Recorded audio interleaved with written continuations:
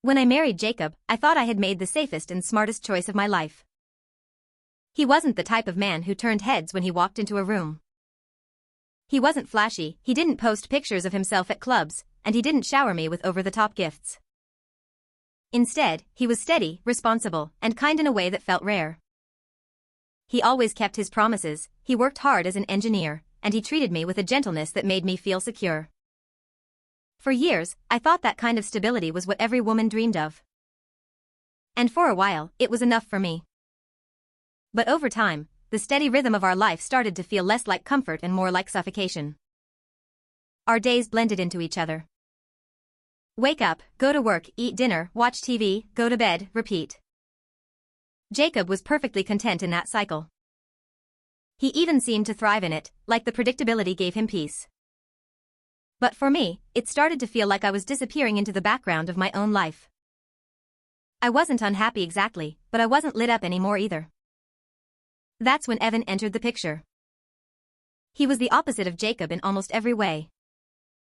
Evan was a new project manager at my office, and from the moment he walked in, he carried himself like he owned the place.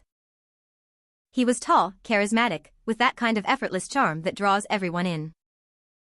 He cracked jokes in meetings that had the whole room laughing, he wore cologne that lingered in the air long after he passed by, and he had a way of looking at you that made you feel like you were the only person who mattered in that moment.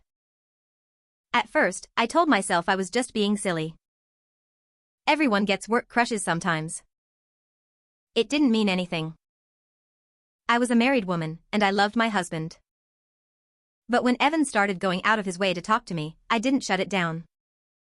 When he complimented my hair or my dress, I smiled too brightly. When he lingered by my desk after hours, I didn't tell him to leave. And when he texted me late at night, I replied. Even when Jacob was sitting right next to me on the couch. The first time it went too far was after we finished a late-night deadline. The office was almost empty, the hum of computers filling the silence. He leaned over my chair to show me something on his screen, and his arm brushed mine. Instead of pulling away, I froze. He leaned in closer, and before I could think, his lips were on mine. My heart pounded, my stomach dropped, and every alarm in my head told me to stop. But I didn't. I kissed him back. That one kiss became the first in a series of secrets I never thought I'd keep from Jacob. Coffee runs turned into long lunches. Long lunches turned into late nights. And before long, we were meeting in hotel rooms booked under fake names. I told myself it wasn't serious, that it was just excitement I needed to blow off some steam. I convinced myself I could balance both worlds. Jacob's steady love at home and Evan's chaotic thrill at work. But Jacob wasn't stupid. He noticed the way I started guarding my phone, the sudden excuses for why I was late, the way I seemed distracted even when I was sitting right beside him. He asked me once, gently, "Is everything okay? You've been distant." Instead of confessing, I snapped at him. I accused him of being paranoid, of not trusting me. He backed off, hurt, but I could see the doubt forming in his eyes. The breaking point came when Jacob found a crumpled hotel receipt stuffed into my jacket pocket. I had been careless, rushing home without checking my things. He held it up to me, his voice shaking as he asked, "Who is he?"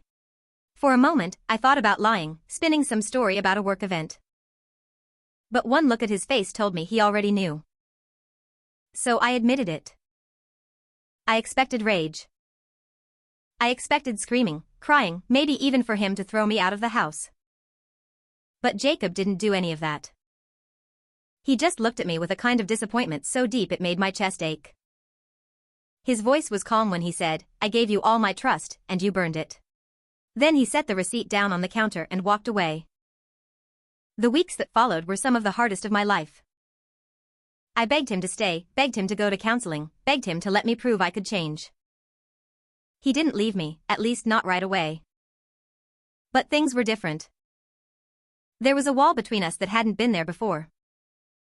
He slept on the edge of the bed, answered my questions with short words, and moved through the house like a ghost. Then, slowly, Jacob began to change in ways I never expected.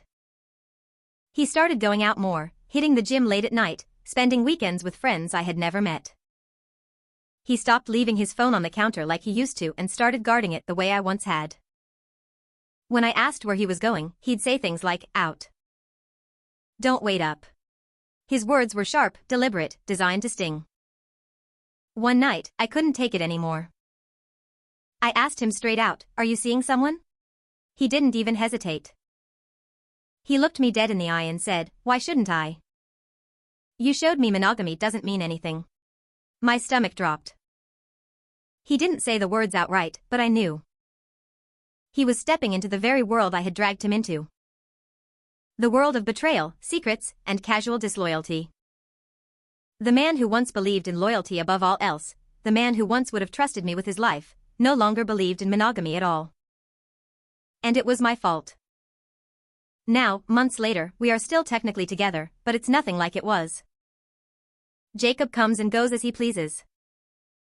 He doesn't tell me who he's with, and I don't have the right to ask.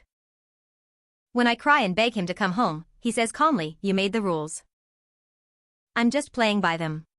He doesn't yell, doesn't gloat, doesn't punish me. He just lives his life as if I'm no longer his wife but merely a roommate taking up space in his house. Meanwhile, Evan has already moved on. He stopped texting me months ago, probably already charming some other woman at the office. He never loved me. To him, I was just another thrill, another conquest. And Jacob, the man who truly loved me, now barely looks in my direction. I destroyed the one thing that made Jacob special. I thought I was chasing excitement, passion, something glamorous. Instead, I shattered the only love that was real. I risked everything for a fling that meant nothing. And in return, I taught the man who once believed in forever that forever doesn't exist.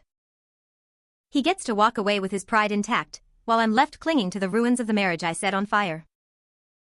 I know now that I will never find a man like Jacob again. No one will ever love me with the steady, unconditional loyalty he once did. And the cruelest part is knowing that I had it all. And I threw it away for nothing.